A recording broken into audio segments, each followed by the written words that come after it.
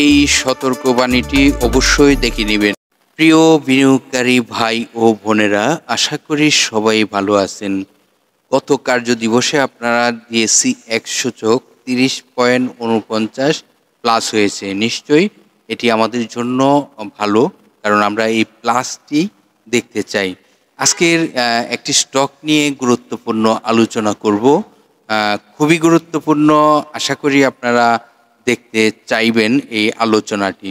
আর আজকের ভিডিওর টপিকটি আপনারা ইতিমধ্যেই ফলো করেছেন। এই স্টকটি নিয়ে অনেকেরই আগ্রহ প্রকাশ। আজকের আলোচনার যে স্টকটি, সে স্টকটি নিয়ে আমার কাছে অনেক কমেন্ট আসছে এই স্টকটি নিয়ে আলোচনা করার জন্য। তো এই স্টকটির আলোচনা করার পূর্বে আপনাদেরকে গত কার্য দিবসের মার্কেটের কিছু আলোচনা করার প্রয়োজন। আপনারা সকলেই অবগত রয়েছেন ডিএসসি 100 সূচক 30.49 প্লাস এবং 235 কোটি টাকা প্লাস লেনদেন হয়।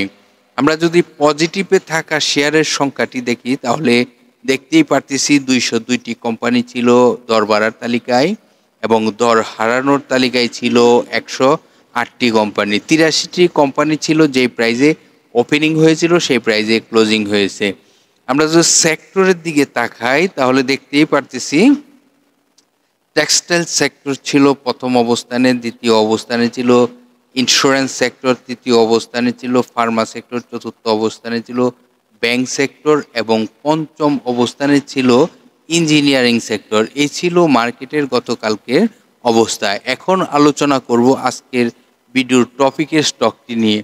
আজকের ভিডিওর টপিকের যে স্টকটি, সে স্টকটির গত কার্য দিবসে ক্লোজিং হয়েছে 77 টাকা 20 পয়সা এবং এই স্টকটির ন্যাব রয়েছে 74 টাকা 39 পয়সা পর্যন্ত, 39 পয়সা। এই স্টকটির টোটাল শেয়ার সংখ্যা রয়েছে 2,96,00,000। এই কোম্পানিটি জুন ক্লোজিং একটি কোম্পানি। কোম্পানিটির 3টি আর্থিক প্রতিবেদন প্রকাশ করা রয়েছে, যেখানে ফার্স্ট কোয়ার্টার আয় রয়েছে 1 টাকা 2 পয়সা, সেকেন্ড কোয়ার্টার আয় রয়েছে 69 পয়সা, থার্ড কোয়ার্টারে আয় রয়েছে 1 টাকা 49 পয়সা পর্যন্ত। এই স্টকটি গত অর্থ বছরে 14% ক্যাশ ডিভিডেন্ড দেয়। এই স্টকটি পাবলিকের হাতে এই মুহূর্তে শেয়ার সংখ্যা রয়েছে 1,33,00,000 মতন। আজকের আলোচনার যে স্টকটি, সেই স্টকটি ডিএসসির ওয়েবসাইট থেকে আপনাদেরকে আরও অনেক তথ্য দেখাবো। এই স্টকটির নামটি চেঞ্জ হয়েছে, যে নামটি বর্তমানে রয়েছে Magura complex private limited company. এই কোম্পানিটি বিগত 52 ওয়ার্কিং ডের মধ্যে 66 টাকা 20 পয়সা সর্বনিম্ন প্রাইজে আসে এবং সর্বোচ্চ প্রাইজ হয়েছিল 166 টাকা 80 পয়সা পর্যন্ত। এটি পেপার ও প্রিন্টিং সেক্টরের একটি স্টক এবং এই স্টকটি বাংলাদেশ পুঁজিবাজারের তালিকাভুক্ত হয় 1990 সালে। এই কোম্পানিটি এক ক্যাটাগরিতে লেনদেন চলিতেছে। এই কোম্পানিটির ডিভিডেন্ড হিস্ট্রিটি আপনারা স্ক্রিনে ইতিমধ্যে দেখতে পারতেছেন এবং এই স্টকটির যদি আমরা শর্ট টাইম এবং লং টাইমের লোন দেখি, তাহলে দেখতেই পারতেছি শর্ট টাইমের জন্য সামথিং লোন রয়েছে এবং লং টাইমের জন্য মোটামুটি লোন রয়েছে। এবার এই কোম্পানিটির আরও বিস্তারিত তথ্য যদি আপনারা সংগ্রহ করতে হয়, তাহলে আপনাদেরকে চলে যেতে হবে এই কোম্পানিটির ওয়েবসাইটে। ওয়েবসাইট থেকে নোটিশ বোর্ড থেকে আপনারা কিন্তু আরও আপডেট তথ্য সংগ্রহ করতে পারবেন, কারণ একটি কোম্পানির নোটিশ বোর্ডে আপডেট অনেক তথ্য থাকে।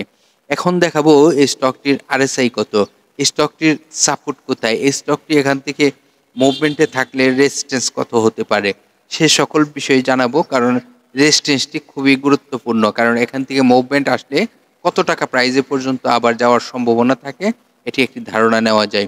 আজকের আলোচনার মাগুরা কমপ্লেক্স এই স্টকটির আরএসআই রয়েছে 48.52 এবং এই স্টকটির যদি সাপোর্ট খোঁজার চেষ্টা করি, তাহলে সাপোর্ট কোথায় সেটি আপনাদেরকে যদি দেখাই, তাহলে সাপোর্টটি আপনারা ধরে নিতে পারেন যে এই প্রাইসটি যেটি 66 টাকা 20 পয়সা, হ্যাঁ, এটি সাপোর্ট ধরতে পারেন। কিন্তু এখন আমার মনে হচ্ছে স্টকটি মুভমেন্টে রয়েছে এবং স্টকটি আপ ট্রেন্ডে থাকবে এবং ভালো প্রফিট দেওয়ার সম্ভাবনা রয়েছে।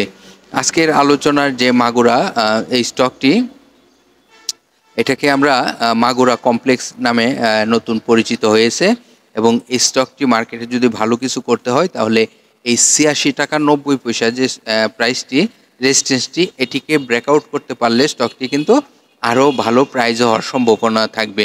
আপাতত রেজিস্ট্যান্স আমরা ৮৬ টাকা ৯০ পয়সা এটাকে ফলো করব।